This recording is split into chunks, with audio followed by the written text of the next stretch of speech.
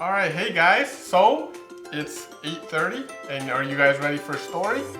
Um, this is something that we're gonna do all week after Campfire Bowl. We're gonna send you guys off to your virtual cabins and look at mine. So we want to see your setup. We want to see how you guys are camping at home. And so here's my virtual tent, and my pillow, my sleeping bag, my mascot, my little horse. And so hope you guys are doing something similar or something cool like that to kind of help you feel a little bit more at home, camp away from home. And so this evening we're gonna go ahead and start story time. And so let's get to it. All right. A Boy and a Jaguar. A True Story. Written by Alan Rabonowitz.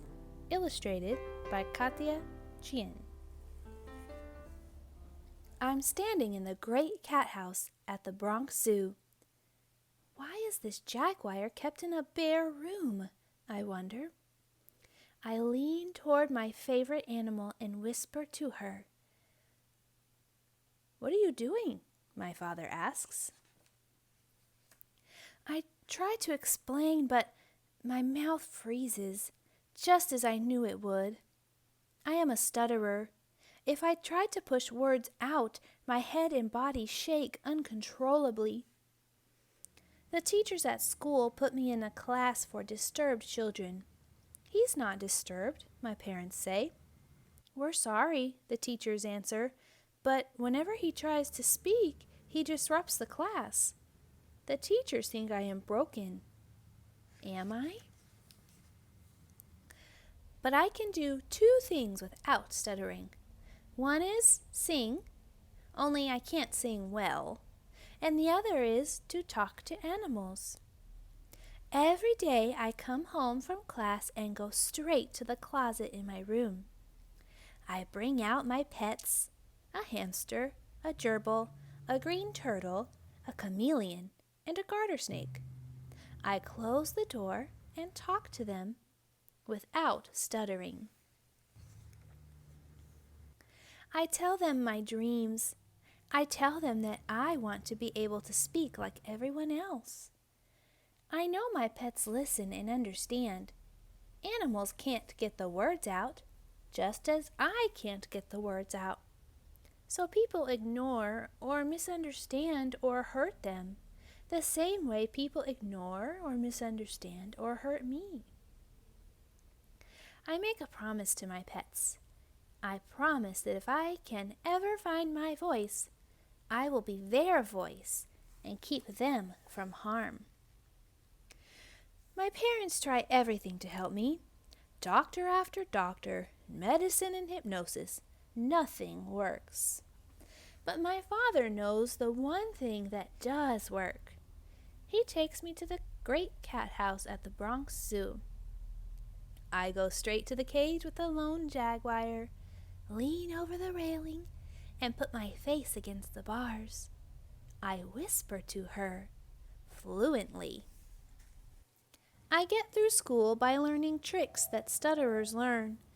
I learn when not to speak, when to avoid situations, and when to just not be around people. When I'm in college, my parents enroll me in an experimental program. There, I'm told that I am a stutterer and will always be a stutterer. Always.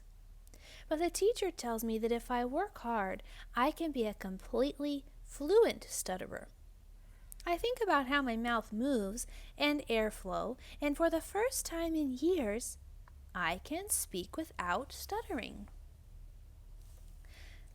I can speak, but nothing has changed on the inside. I still feel broken. I go to the Great Smoky Mountains to study black bears.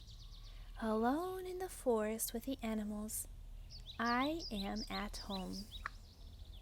Later in Belize, I am the first person to study jaguars. The jungle makes me feel more alive than I have ever felt. I learn how to follow and capture jaguars for study before releasing them back into the wild. I am happy. But as fast as I catch jaguars and gather information to help them, hunters are killing them. They fear the animals and prize their bodies as trophies. I need to get more areas protected for the jaguars. I want to keep the promise I made to the pets in my closet. I have a voice now to speak for animals. In the capital city of Belize, in the office of the Prime Minister, I am given 15 minutes to make my case. 15 minutes. I can't stutter and distract from my message. I have to convince one of the poorest countries in Central America with no protected areas in the entire country that it has to save jaguars. Later that day, the Prime Minister votes to set up the world's first and only jaguar preserve. Back in the jungle, I know all the jaguars in the steady area from their tracks. But one day I come across a completely new track. The biggest male jaguar tracks I have ever seen. I follow the prints for hours. Not wanting to be caught in the jungle at night without a flashlight, I turn around to go back to camp. There, right behind me, is the jaguar. He must have been following me. I know I should feel frightened, but I squat down and look into the jaguar's eyes, just as I had with the sad old female at the Bronx Zoo. But this animal isn't sad. In this animal's eyes are strength and power and sureness of purpose. We are both whole. We are both at home. I lean toward him a little, the way I had at the Bronx Zoo so many years before. "Thank you," I whisper. The end. So what a cool story, huh, guys? So little boy, he had a problem. It was actually a big problem, right? The stuttering. And so he had this issue, but guess what?